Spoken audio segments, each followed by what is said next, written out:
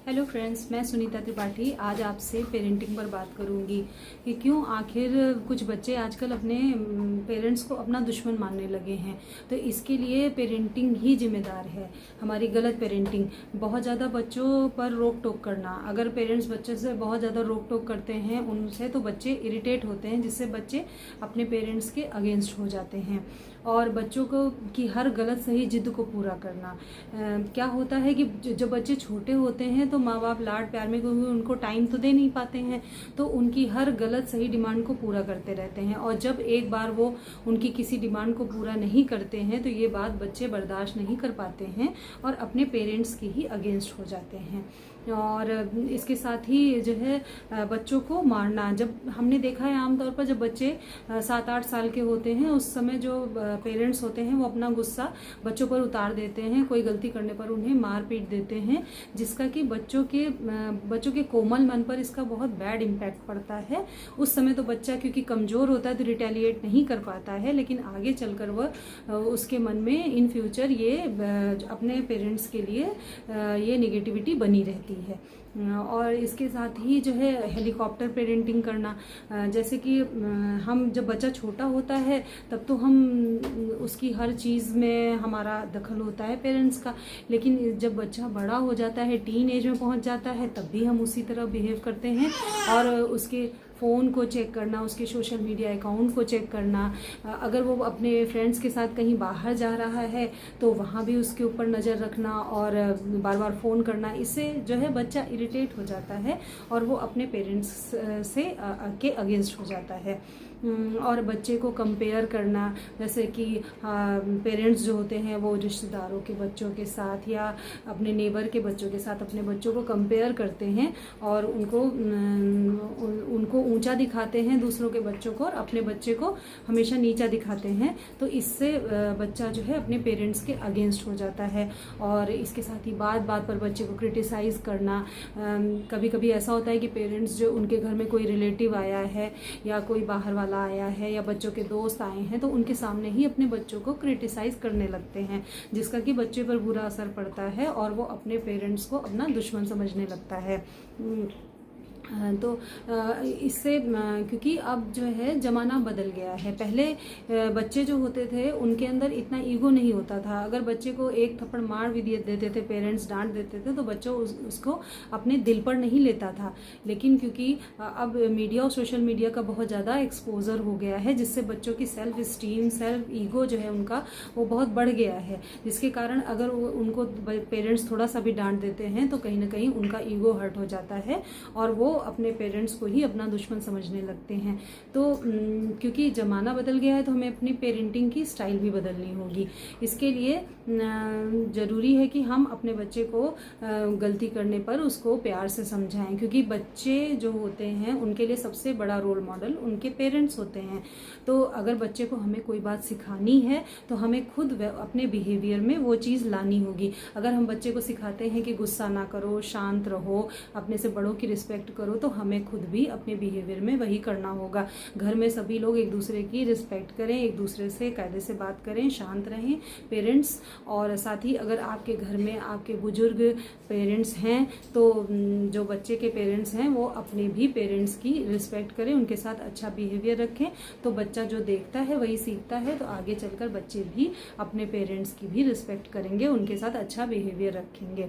और अगर आपका बच्चा गलती करता है तो उसको तुरंत मारने पीटने की बजाय उसको प्यार से समझाएं, और जब समझाएं तब जब बच्चा अच्छे मूड में हो, थोड़ी देर बाद, और उसको बताएं कि उसने क्या गलती की है और उसके क्या कॉन्सिक्वेंसेस हो सकते हैं। तब बच्चा इस चीज़ अपनी गलती को ज़्यादा अच्छे से समझेगा और उसे सुधारने की कोशिश करेगा। इसके साथ ही बच्चे की हर जिद को ना पूरी करें। जब बच्चा किसी चीज़ की जिद करता है तो उसको तुरंत अवेलेबल कराने की बजाय 2-3 दिन बाद उसको अवेलेबल कराएं। इससे बच्चा जो है पेशेंस रखना सीखेगा। साथ ही जो है अगर एक पेरेंट, जैसे माता पिता में से अगर उसकी मदर उसको डांटती है तो फादर को बच्चे की साइड नहीं लेनी चाहिए। अगर किसी बात पे माँ डांट रही है तो उस समय उसके जो फादर हैं वो बिल्कुल चुप हो जाएं और किसी तरह का कोई रिएक्शन ना दें। और अगर पिता किसी बात पे डांट रहे हैं तो माँ को बच्चे की साइड नहीं लेनी चाहिए, बल्कि उस समय वो शांत हो जाए और जो पिता डांट रहे हैं तो उनको डांटने दे। तो इससे बच्चा ये समझेगा कि हाँ, मैंने कोई गलती की है। अगर गलत बात पे उसकी साइड ली गई तो कहीं ना कहीं बच्चे को बढ़ावा मिलता है उस गलत काम को दोबारा रिपीट करने के लिए। साथ ही पेरेंटिंग की शुरुआत बहुत बचपन से ही हो जाती है।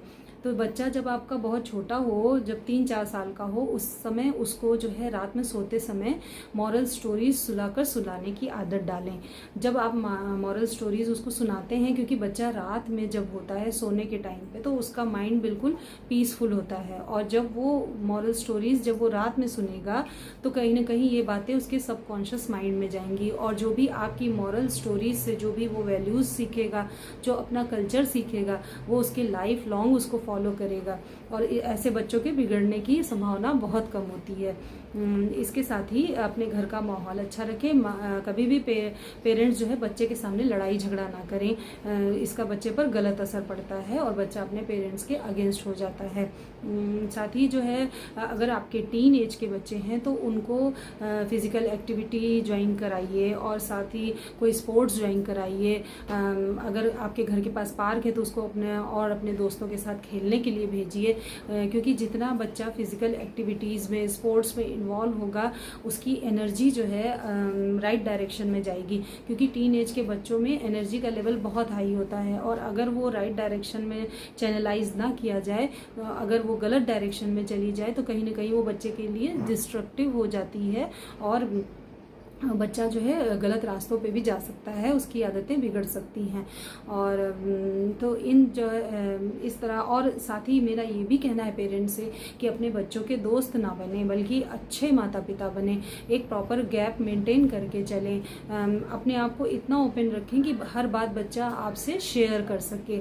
जैसे कि बच्चा जब छोटा होता है, 9-10 साल का होता है, तो वो जब स्कूल से आता है तो हर बात अपनी माँ से शेयर करता है।